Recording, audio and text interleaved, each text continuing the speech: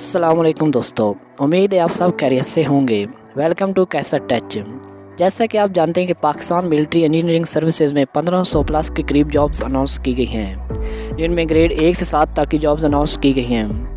आज की इस वीडियो में हम आपको बताएंगे कि आप किस तरह घर बैठे मोबाइल पर ऑनलाइन अप्लाई कर सकते हैं।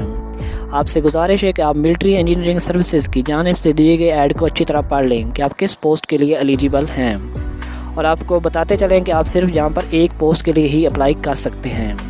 तो चलते हैं अपने मोबाइल की स्क्रीन पर। तो सबसे पहले आपने क्रोम ब्राउज़र ओपन कर लेना है और यहाँ पर आपने टाइप करना है mes.gov.pk। तो यहाँ पर आपने ये इंटर कर देना है। तो आपके सामने ऑफिशियल वेबसाइट जो है वो ओपन होकर आ जाएगी। यहाँ पर आपने अप्लाई ऑनलाइन पर क्लिक करना है। यहाँ पर आपने स्टार्ट पर क्लिक कर लेना है। तो यहाँ पर आपके सामने एप्लीकेशन फॉर्म जो ओपन होकर आ जाएगा। तो यहाँ पर आपने अपना CNIC ऐड कर लेना है। यहाँ पर हम जैसे कुछ भी कर लेते हैं। यहाँ पर डोमिसाइल जो है वो सिलेक्ट कर लेना है, डिस्ट्रिक्ट सेलेक्ट कर लेना है, यहाँ से जेंडर यहाँ पर सिलेक्ट कर लेना है और रिलीजन यहाँ पर सिलेक्ट कर लेना है। और यहाँ पर आपने ये कोड दे देना WARJK।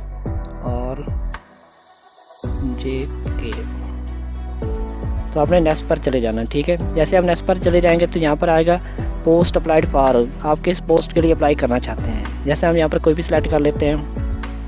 यहाँ पर डेट ऑफ बर्थ आपने ऐड करनी है। यहाँ पर हम कोई यहाँ पर सिलेक्ट कर लेते हैं। ठीक है, यहाँ पर आगे ऑप्शन है are you son of deceased civil servant who died during services. क्या आप एक शहीद के बेटे हैं। तो यहाँ अगर आप हैं तो यहाँ पर यस कर लें, अगर नहीं तो यहाँ पर नो ही रहने दें। अगर यहाँ पर ऑप्शन आता है कि आप बुद्धिस्ट कम्युनिटी से ताल्लुक़ रखते हैं, अगर ये हैं तो यहाँ पर यस करेंगे, नहीं तो यहाँ पर नो ही रहने दें। आगे आता है कि आप गवर्नमेंट सर्विसेज में काम जॉब करते हैं कि नहीं, या फिर आप कोई आर्म फोर्सेज में रिटायर हुए हैं। यहाँ पर अगर आप हैं तो यहाँ पर यस करने का, नहीं तो यहाँ पर नो ही रहने दें। तो फिर आपने नेक्स्ट पर चले जाना है।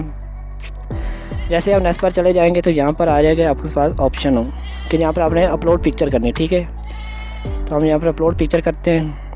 जैसे हम यहाँ पर कोई भी कर लेते हैं। यहाँ पर हमारे सामने आ जाता है, हम यहाँ पर कोई भी स्क्रीनशॉट जैसे यहाँ पर हमने ये ऐड कर दिया। ठीक है, आपने यहाँ पर अपनी पिक्चर जो अपलोड कर देनी है। यहाँ पर आपने अपना नेम लिख लेना है। ठीक है, यहाँ पर फादर नेम लिख लेना है। यहाँ पर हम कुछ भी XYZ लिख लेते हैं। यहाँ पर आपने अपना प्रेजेंट एड्रेस जहाँ पर आप रहते हैं वो आपने लिख लेना है। परमानेंट एड्रेस यहाँ पर लिख लेना है XYZ। यहाँ पर आपने अपना सेल नंबर लिख लेना है। ठीक है, यहाँ पर जैसे हम यहाँ पर आपने अपना सेल नंबर लिख लेना, जैसे हम यहाँ पर कुछ भी लिख लेते हैं। ठीक है, सेल नंबर 2 यहाँ पर ऑप्शनल है, आप इसको रहने भी दे सकते हैं। यहाँ पर आपने एग्जामिनेशन सेंटर सेलेक्ट करना है। यहाँ पर आप कोई भी सेंटर जो है उसे चूज़ कर सकते हैं। जैसे हमने यहाँ पर लॉर कर दिया और फिर आपने नेक्स्ट पर चले जाना है। यहाँ पर कुछ मिसिंग हो गया है। हाँ, यहाँ पर ये फाइल जो दोबारा हमें सेंड करनी पड़ेगी। यहाँ पर आपने अपनी पिक्चर अपलोड करनी है। जैसे हम यहाँ पर आ जाते हैं, हम यहाँ पर ये सिलेक्ट कर लेते हैं। ठीक है, तो यहाँ पर हम नेक्स्ट पर चले जाएंगे।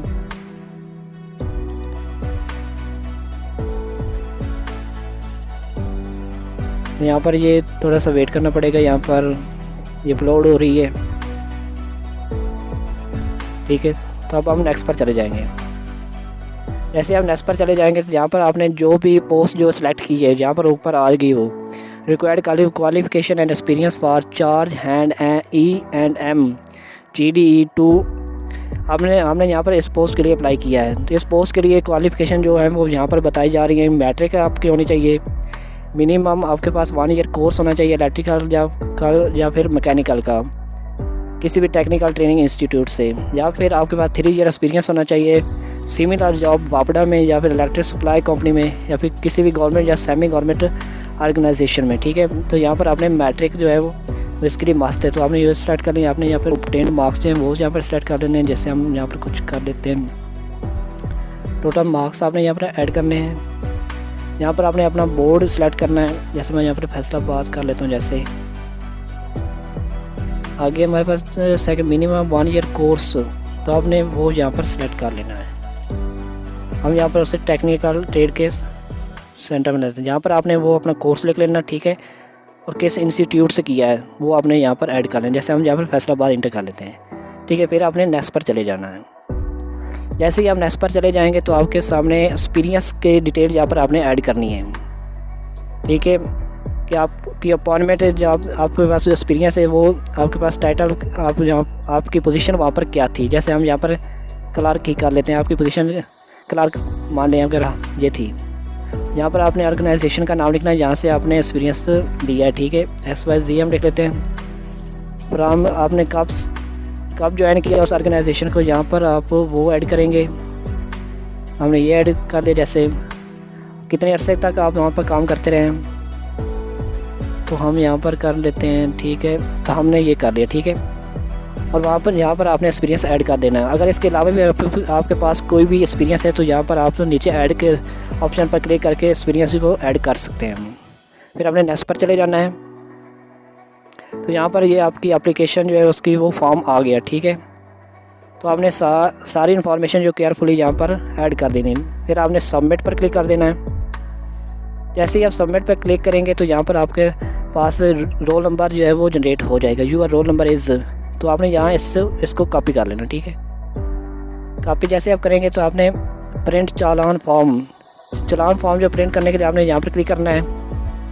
याद रखिए कि हमारे यहाँ पर जो चालान की फ़ीस है वो 400 भी और 300 भी है, वो आपकी पोस्ट पर डिपेंड करता है, ठीक है। अगर आप अस्करी बैंक में चालान जो है वो डिपॉजिट करेंगे तो आपको 20 रुपये आपको चालान फीस से ऊपर देने पड़ेंगे। अगर आप सिल्क बैंक में करेंगे तो आपको 400 पूरे देने पड़ेंगे। अगर आप UBL या ओमनी में करेंगे तो वहाँ पर आपको 10 रुपये ऊपर देने पड़ेंगे, ठीक है। तो यहाँ पर हम चालान को जनरेट करने के लिए क्लिक हेयर पर क्लिक कर लेते हैं। यहाँ पर हमारे पास ये जो है वो चालान फॉर्म यहाँ पर डाउनलोड होने के लिए यहाँ पर वो आ गया सारा कुछ हमारे पास। जो हमने जो रोल नंबर वहाँ से कॉपी किया था वो यहाँ पर पहले कॉपी हो गया, ठीक है। आपने वहाँ से कॉपी कर लेना, ठीक है। यहाँ पर हमारा सीनिक नंबर यहाँ पर आ गया। यहाँ पर आपने ये कोड दोबारा यहाँ पर एंटर कर लेना है। F8 है हमारे पास यहाँ पर NJE, तो यहाँ पर आपने सबमिट कर देना है। जैसे आप सबमिट करेंगे तो आपके पास चालान जो है वो यहाँ पर डाउनलोड हो जाएगा। तो यहाँ पर हमारे पास चालान जो है वो डाउनलोड होकर आ गया है। तो ये आपका चालान जो है डाउनलोड हो जाएगा। यहाँ पर याद रखें कि लास्ट डेट जो चालान फीस जो है वो डिपॉजिट करने की लास्ट डेट जो है वो 7 मार्च है, ठीक है। और जो military services, Pakistan military engineering services में अप्लाई करने की लास्ट डेट वो 5 मार्च है, ठीक है। तो 7 मार्च जो है वो चालान की फ़ीस जो है डिपॉजिट करने की आखिरी तारीख है।